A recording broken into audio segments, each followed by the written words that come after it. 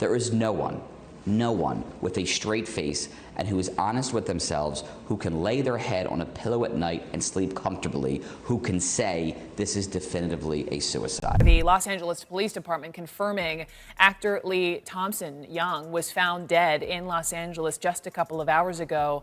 The cause of death not clear at this time. Orlando Brown didn't just grieve when Lee Thompson Young died. He started talking. And what he said about Disney had people questioning everything they thought they knew about what really goes on behind those studio doors. Because according to Orlando, Lee didn't just lose his life. He lost something long before that. The question nobody in Hollywood wanted to ask was, what exactly happened to Lee Thompson Young during those final years? And why was Orlando Brown the only one willing to say it out loud? Most people who grew up watching Disney in the late 90s remember the face.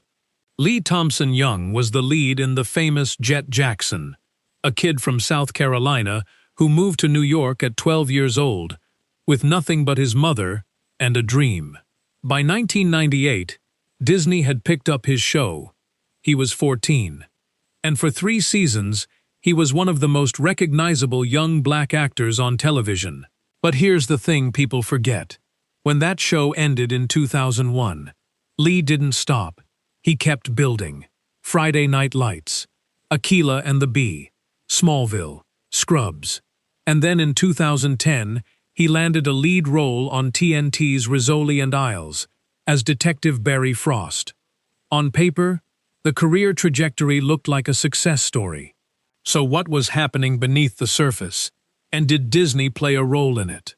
August 19th, 2013. Lee Thompson Young was supposed to be on set. He didn't show up. When no one could reach him, a welfare check was requested at his apartment in Los Angeles. Officers arrived. They found the 29-year-old actor inside his home. Gone. The coroner's report was straightforward. Self-inflicted gunshot wound. The report also confirmed Lee had been diagnosed with bipolar disorder and depression, and had been taking lithium and another prescribed medication to manage it. Toxicology found no illicit drugs. His manager described him as a wonderful and gentle soul. His colleagues on Rizzoli and Isles were devastated. TNT, Warner Brothers, and the show's producers released a joint statement honoring his memory. The industry mourned. The public mourned. And then, the way Hollywood tends to do, it moved on. Except Orlando Brown didn't move on.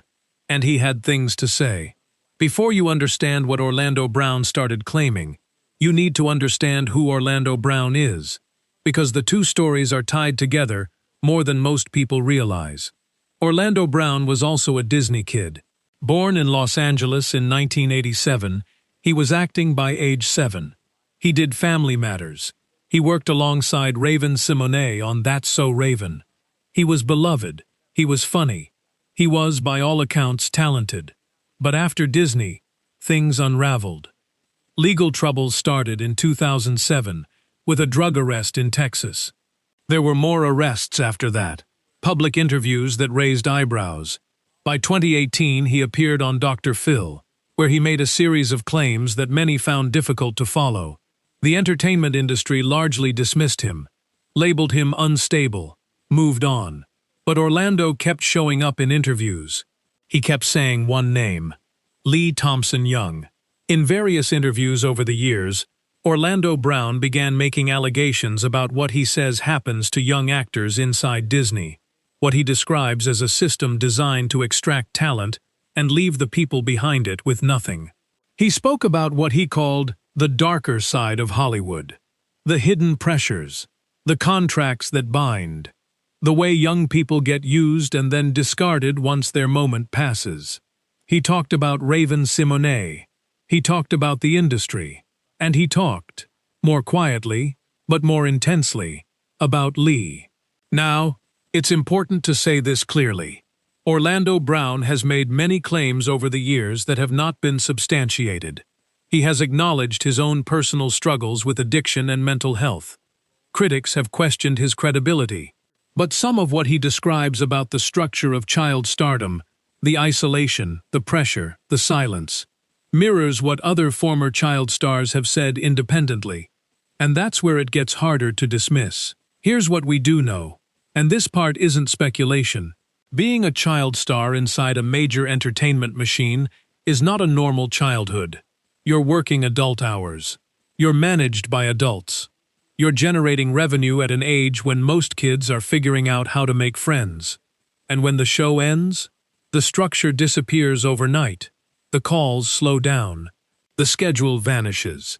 The identity you built around being that character, gone. And no one really prepares you for that transition. Not at 14. Not even at 29. Lee Thompson Young navigated that better than most. He went to the University of Southern California. He kept working. He built an adult career. But privately, his family later confirmed, he was fighting something that had been building for years. His sister said he would sometimes call and tell her he was feeling sad again. She called it a quick recovery, every time, until it wasn't. When Lee died, the statements came quickly. They were warm, they were proper, and then silence. No industry reckoning, no deeper conversation about what child performers inside these systems actually experience. Just grief, a memorial on the Paramount Studios lot, and a return to business. His family did something different. They launched the Lee Thompson Young Foundation in 2014, dedicated to erasing the stigma around mental illness and promoting mental health support for young people. That foundation exists because his family believed his story needed to mean something beyond the tragedy. But Orlando Brown was asking a different question. Not just what happened to Lee, but why the industry never had to answer for how it treats the people who build it. Nick Cannon, who also came up in entertainment around the same era, said something that stuck. He called it exposing young artists to a demonic business and leaving them to fend for themselves. In multiple interviews, including appearances on YouTube and podcast platforms, Orlando Brown spoke about what he believes the entertainment machine does to performers who are no longer considered useful.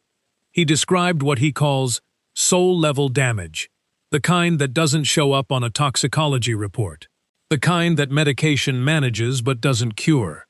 He talked about young black actors specifically, brought in, built up, and then quietly set aside when the ratings moved on. He hasn't released a detailed, time-stamped account of specific things Disney did or didn't do to Lee Thompson Young. What he has done, consistently, across years of interviews, is point back to the same era, the same system, and ask the same question. Why do so many kids who come out of that world end up broken? And the industry, as it always does, has stayed quiet in response. Here's where it gets uncomfortable. Lee Thompson Young isn't the only name on this list. Across the last 2 decades, former child and teen stars from major entertainment networks have gone public, through documentaries, interviews, lawsuits, describing environments that were far from what they looked like on screen. The documentary Quiet on Set, which examined Nickelodeon's inner workings, cracked open a conversation the industry had been suppressing for years. Orlando Brown himself has referenced that documentary and what it uncovered. The question, the one that keeps surfacing, is whether Disney had a similar culture running beneath its family-friendly image during that same era. No one has proven that in a courtroom. No verified evidence has been made public. But the pattern of former child stars emerging from that period, with identical stories of pressure, isolation, and psychological collapse, that pattern has a shape, and it keeps pointing somewhere. Lee Thompson Young's family built a foundation. They turned the worst moment of their lives into something that has helped other people. His sister said it best. Lee accomplished more in 29 years than most people do in a lifetime, with a mental illness, fighting quietly, still showing up to set. That part of the story is real and documented and worth sitting with. But the other part, the part Orlando Brown keeps circling back to in interview after interview, is a question that hasn't been answered yet. Not officially, not on record, not in a way that anyone with power has had to face.